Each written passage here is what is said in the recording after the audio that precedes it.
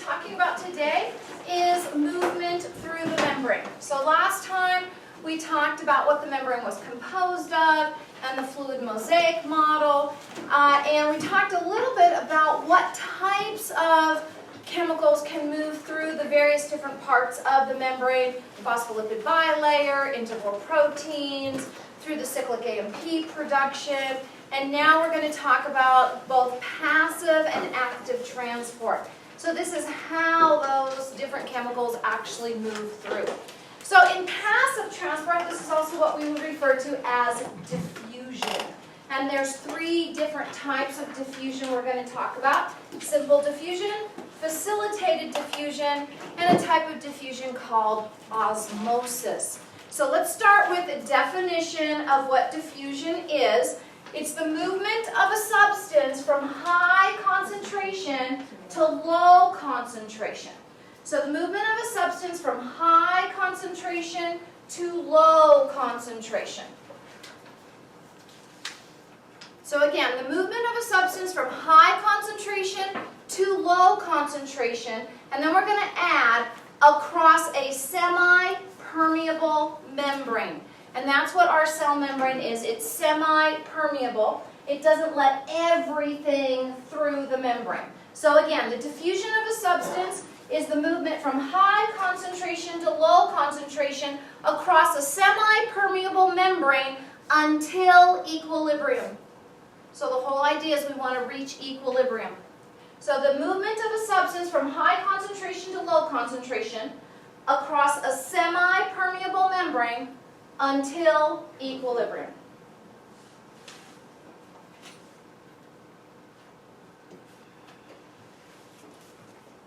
So maybe it's Sandra?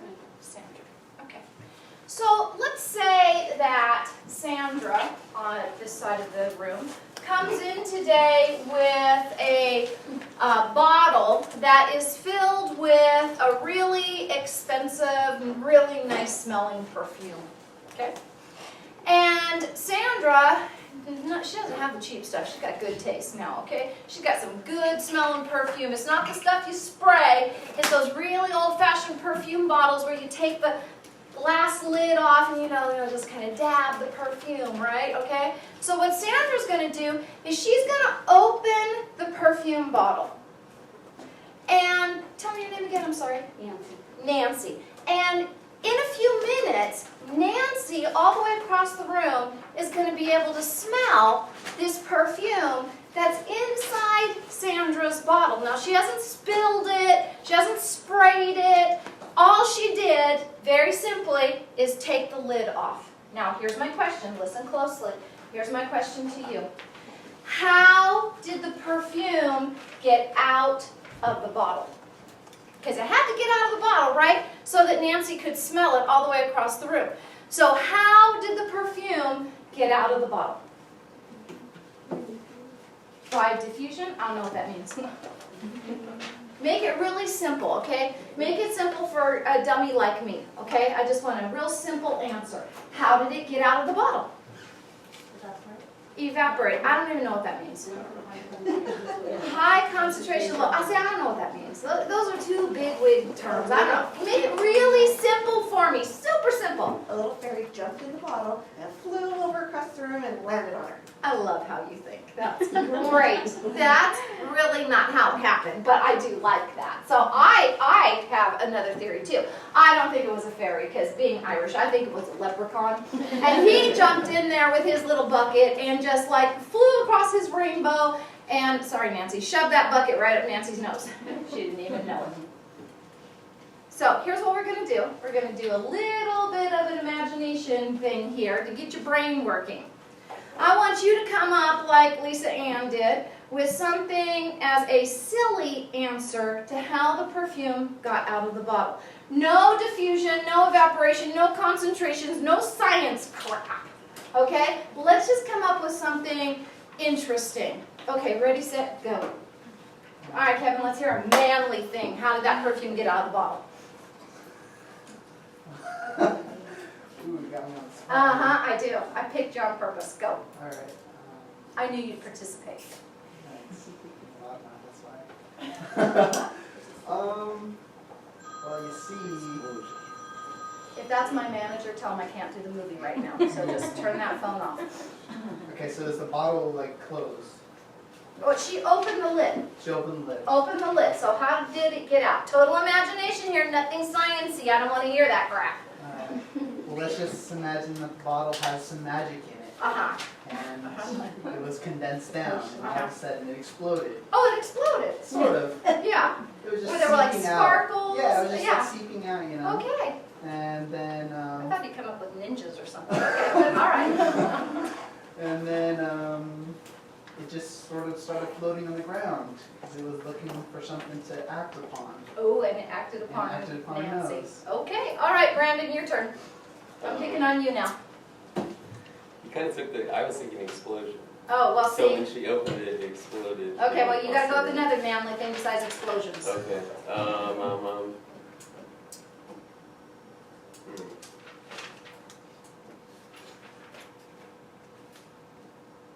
Well, it's harder than it seems. See, it is harder than it seems. That's why we're doing this. Okay, It's how about... Go. Fine. No, I'm picking on you next. Uh-huh. Something carried it across, so let's see. Doesn't have to be anything super great. We're not doing like Nobel Prizes here. Okay.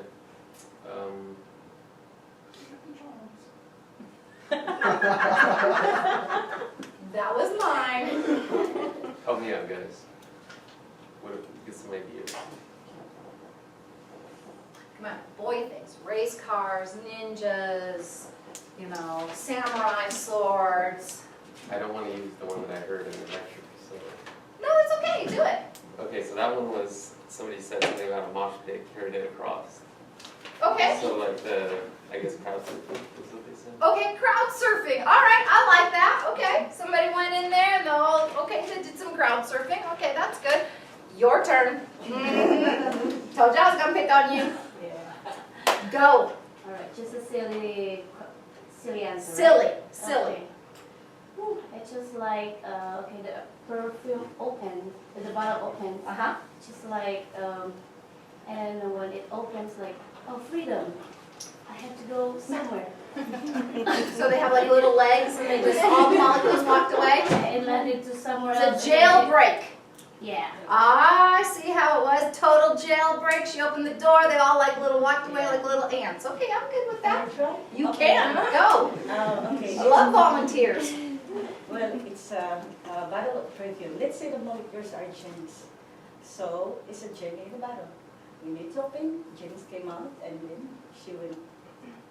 And now Nancy has all the genies. Ooh, Nancy, you are one lucky girl. Okay. All right. Anybody else want to volunteer? Oh, go, go. A butterfly flew in the bottle, start flapping its wings, and all the air diffused out. I like that. That's good. Okay, that's good. I like it. Go, Nancy. It's yours. I kind of like the freedom idea where the bottle was open Uh-huh. and the perfume is all like little pieces of perfume and they wanted to be free. So one had the idea to bounce off all of the other ones and jump out. Oh. And then once one seen him do that, then he jumped off of the other ones and bounced off. Nice, nice. They're little trampolines. I like it. I like it. Okay. All right, your turn. Oh, yeah. Anybody who's looking down, not making eye contact, I pick on you. Okay, go. You think you can escape. So when she opened the perfume bottle, Uh-huh. it made this like suction thing that created a bubble. And the way she opened it, she like flung the bubble. over Oh, I like that. That's good. Very good. I like this class. You guys are really participating. I gotta tell you, I know this seems really silly, okay? But we're gonna do things like this several times throughout the semester, and it is actually really important for you to be willing to participate in it. And I'll tell you why, because it is harder than it seems. When you get put on the spot and you have to think on the spot, you got to come up with some good ideas. And now imagine you're working in the medical field and you are on the spot. You've got to have a brain that helps you to really come up with these ideas very quickly. And it's a lot of teaching you how to do this so that when you get into this situation, you don't freeze. your brain starts moving instead of freezing. And so we're going to do this more. I'm going to give you some case studies to think about. I'm just going to give you silly questions to think about. But I'm not doing it just because I'm silly, because I am. But I'm not just doing it for that. There's really a good reason. And I've had students who are like, oh man, Dr. Irvin, you're making my brain hurt. I have never used it this way before. And it's true. You've got to learn to use your brain in a really different fashion. So it's kind of simple diffusion, the science way, is sort of a mixture of what Brandon and Nancy said. So if you remember, we talked the other day about how all atoms, all molecules have their own internal kinetic energy. So they're all doing the vibration thing. So if you can imagine inside that little bottle of perfume, there is a mosh pit going, okay? And they're all vibrating and they're all hitting on each other. And eventually the guys towards the top are going to bounce on somebody and make their escape out. It's sort of like, I don't know if you've ever been to a rave or, been in a mosh pit, but if you're around, which I have, by the way, if you're around the edges, could you imagine Dr. Harvey at a rave? I have been to some big ones. Best rave, I got to tell you, I have ever been to. Most of the time I was there with the police, though. But the best rave I've ever been to, this girl was dressed in a dragon costume. It was amazing. I mean, it was totally animatron type of thing. I mean, she had it where it breathed fire and he could move his tail. It was really awesome. You want to be careful if you ever go to a rave, because in those water bottles are typically LSD. And that's what, we were there looking for with my dogs to make sure we were sniffing out the water bottles and things like that. But it's really cool to watch. But anyway, so they're bouncing on each other. And if you're at the edges of that rave, many times you get bounced out. And so in this perfume bottle, they're bouncing on each other, and right at the surface, they get bounced out. And then they end up in the air, where they're bouncing on the molecules of air, and they're moving across the room. So, looking at our cell membrane, okay? So we have our phospholipid bilayer, and then we have our integral protein gate. And just draw this real simple, real fast. Let's just say that this gate is open here. And we have on one side of our membrane something that is in super high concentration. And on the other side, much lower concentration. So that when these guys, with their own internal kinetic energy, are hitting on each other, there's a really good chance that the molecules on the side are going to be bounced through to the other side. And so you're going to see a movement from high concentration to low concentration. Now, theoretically, just kind of sort of maybe, could it ever happen that one of these guys here could bounce on another and end up going this way? Sure, why not? But here's what happens. Usually when they get hit to the area where there's high concentration, they get bounced right back. So they don't end up staying there. Now, eventually, you'll get enough bouncing down here that you'll be able to bounce some back and forth. And now you'll have an equal amount on both sides, and they keep bouncing back and forth. So equilibrium isn't what we would call static. It's not that you just bounce it down here until you have the same amount on both sides. What happens is you'll bounce it down here, and then you'll bounce one back, and then you'll bounce one down here, and you basically keep the same amount on both sides. You come to equilibrium. This is what we would call simple diffusion.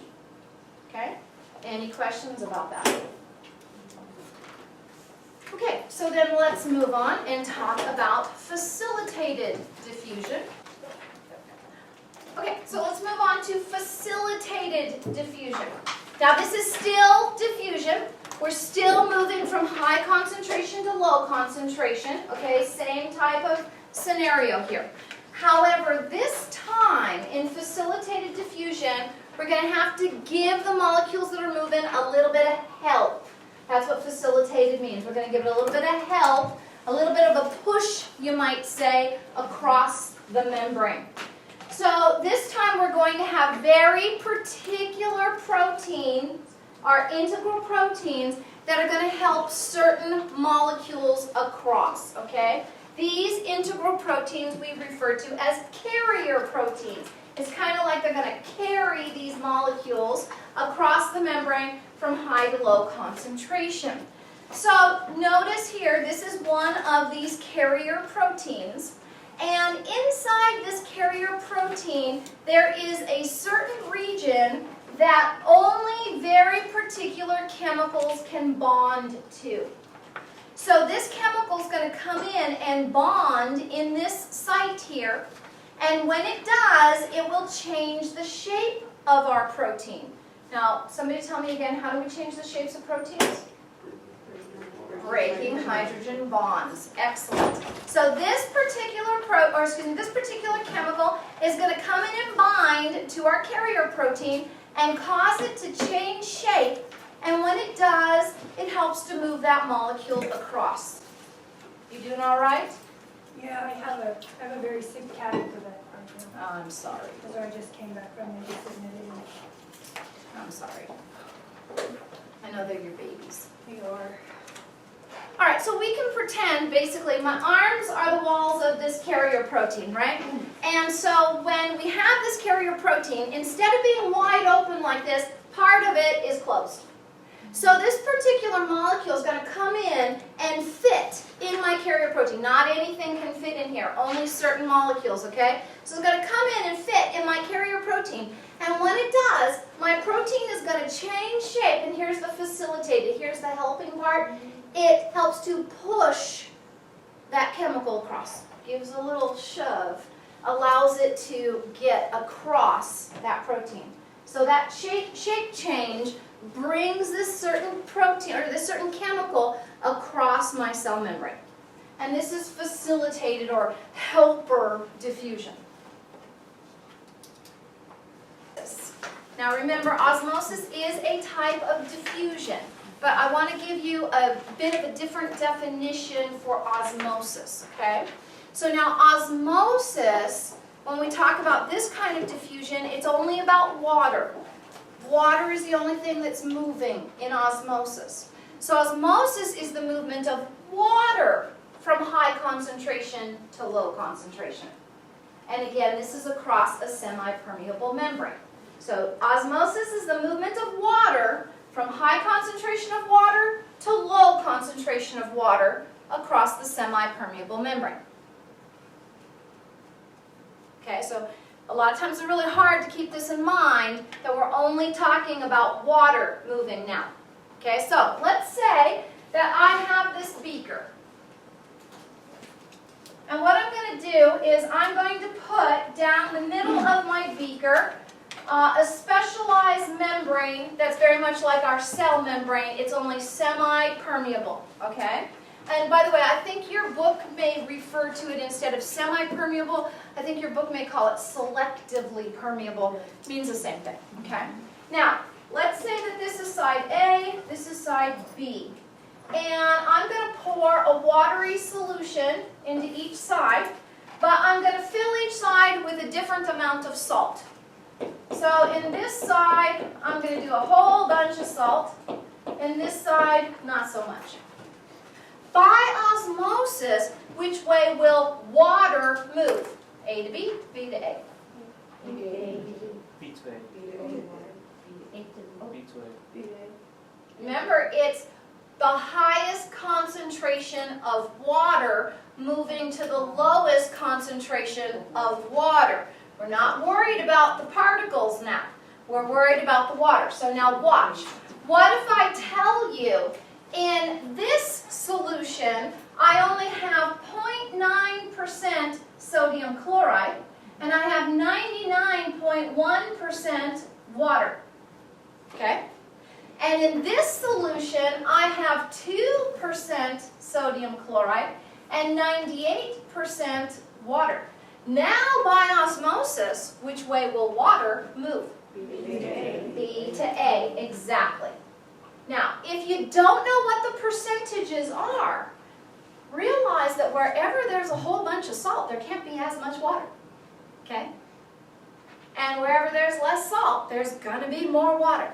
And of course, we just use salt. This could be sugar, okay? It could be any particle. water is always going to also move to wherever there's the most particles. Because like you know, if somebody eats a lot of salt, they retain water, they sort of swell up. You're not supposed to eat so much salt because of that. Okay? So water is always moving from high concentration of water to low concentration of water. Or you could also say water is always moving towards wherever there's the most particles. Okay, let's try another one. All right. So let's say that I have this beaker. And I'm going to fill this beaker with just pure water. This is 100% H2O, not from China. Okay? Alright, and then what I'm going to do is I'm going to put some red blood cells in it, but so we can see the red blood cell, I'm just going to make it like the Jolly Green Giant's red blood cell. Okay? And inside our red blood cell is 0.9% sodium chloride and 99.1% water. Now by osmosis, which way will the water move? Into or out of our red blood cell? Into. So it's going to move into. Now, next step. It's always going to move into until equilibrium.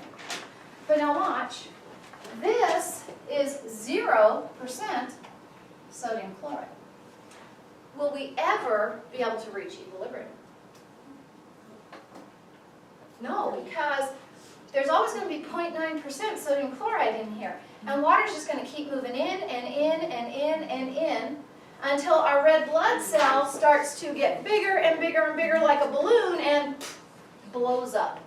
Now, anytime a cell explodes like that or dies like that, we call this lysis of the cell. Now, because this is a red blood cell, we can be a little bit more specific. We can call this hemolysis, okay, all one word, or hemolysis, okay. This is destruction of the red blood cells. Now, would you ever want to give your patient an IV of 100% pure water? No, not a good idea. You'd probably go to jail, okay, for killing them, because all their red blood cells will go pop, pop, pop everywhere. Not a good idea. Okay, let's try another one.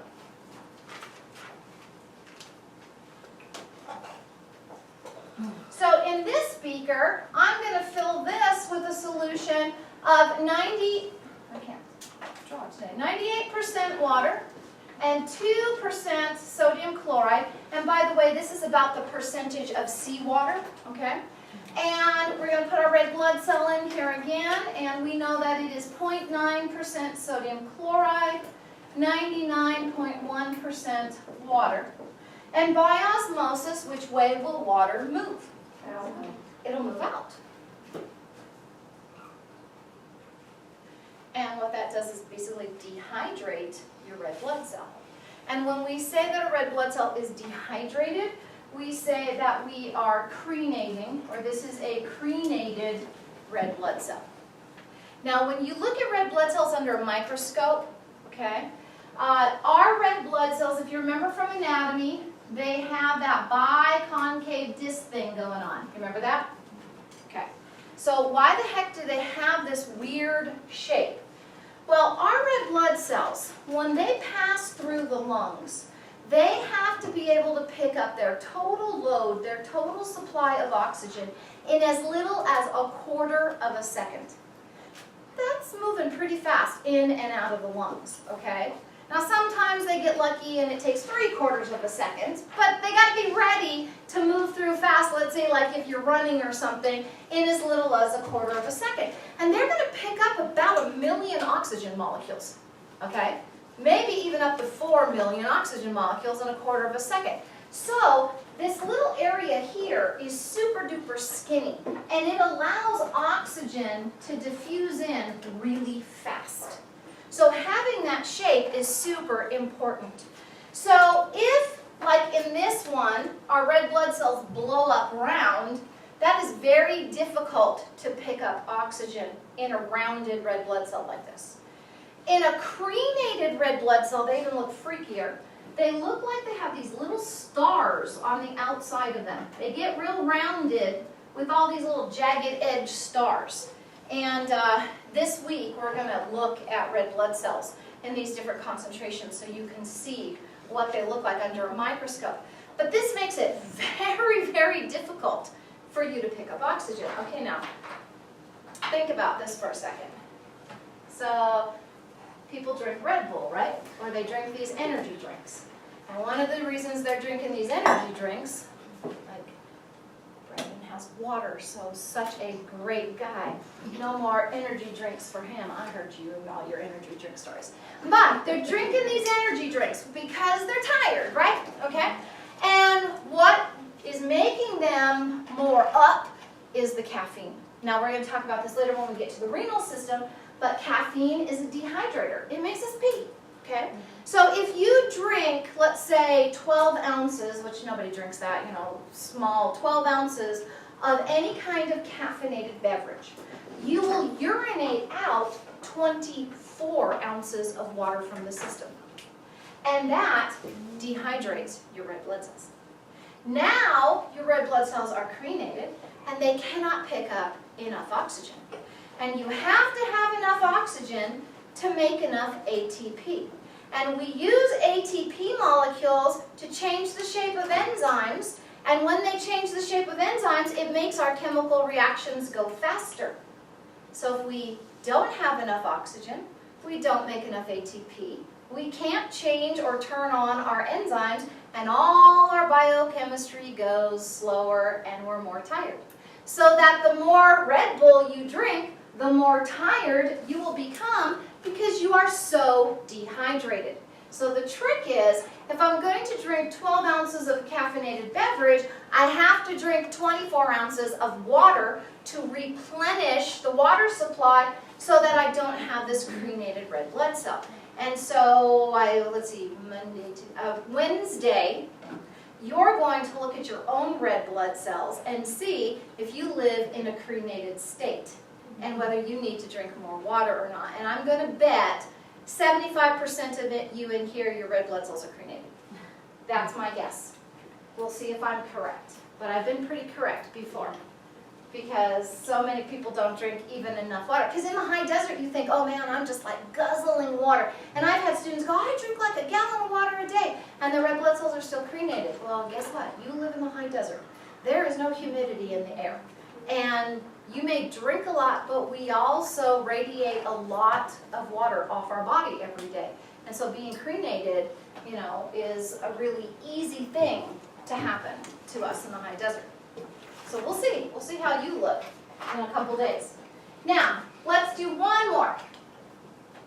Let's say that this time I'm going to fill my beaker up with 99.1% water and 0.9% sodium chloride.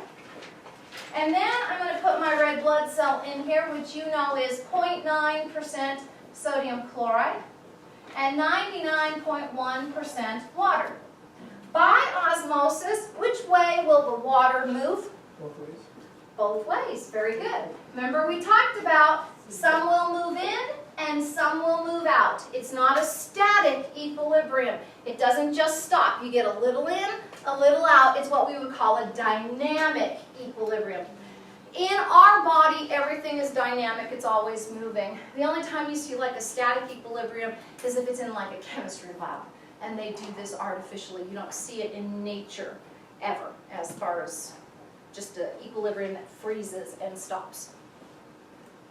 Okay, so now, a term I want you to know.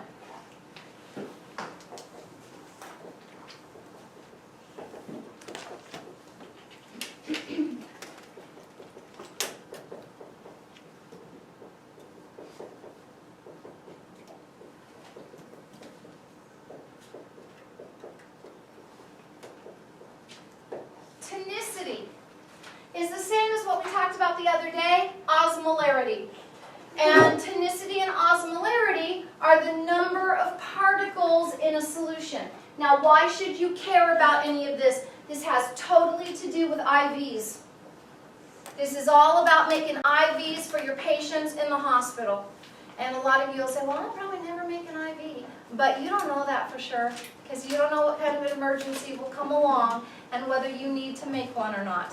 And there have been emergencies that happen And, you know, what if there's an earthquake and there's no pharmacy people left?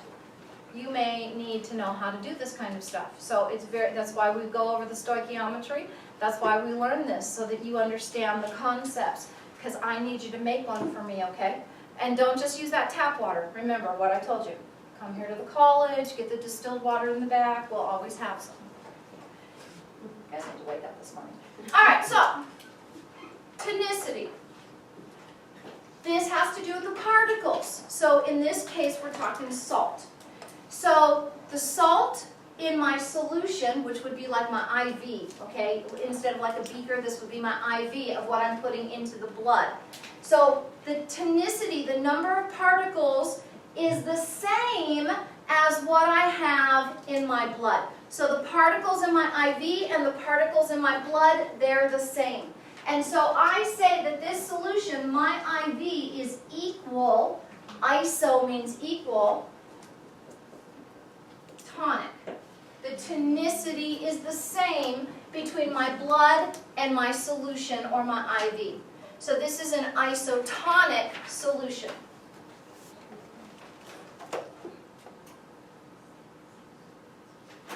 Now, if I look at the solution, my IV solution, I have 2% sodium chloride, and then I look at my percent sodium chloride in the blood, it's only 0.9%.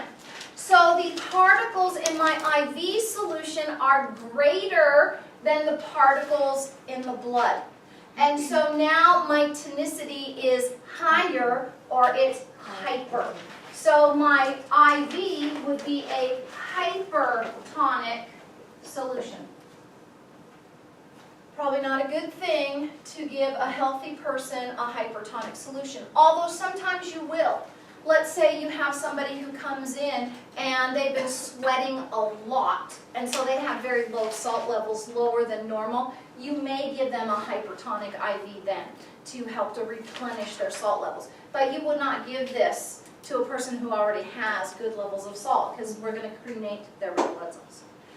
And then if you look over on this one, we have 0% sodium chloride in the solution and 0.9% in the red blood cells. So the solution is lower than our red blood cell, so you know we would call this hypotonic. So this is a hypotonic solution.